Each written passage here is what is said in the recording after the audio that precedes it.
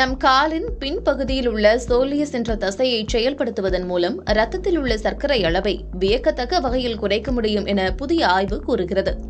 Soleus push-up எனப்படும் இந்த பயிற்சியை எப்படி செய்வது? நாற்காலியில் அமர்ந்தபடி பாதத்தின் முன்பகுதியை தரையில் ஊன்றி குதிக்காலை மட்டும் மேலே தூக்கி பின் கீழே இறக்க வேண்டும்.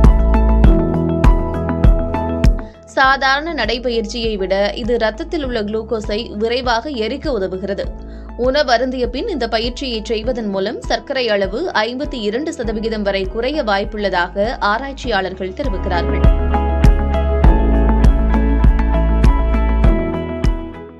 உடற்பயிற்சி நிலையத்திற்கு செல்ல முடியாதவர்களுக்கும் அல்லது கடினமான உடற்பயிற்சி செய்ய முடியாத முதியவர்களுக்கும் அலுவலகத்தில் அமர்ந்து வேலை செய்பவர்களுக்கும் இது ஒரு மிகச்சிறந்த தீர்வாகும். உட்கார்ந்த இடத்திலேயே ஆரோக்கியத்தை பேண உதவும் இந்த எளிய முறையை எல்லோரும் முயற்சி செய்து பார்க்கலாம் என்று டைம்ஸ் ஆஃப் இந்தியா கட்டுரை கூறுகிறது.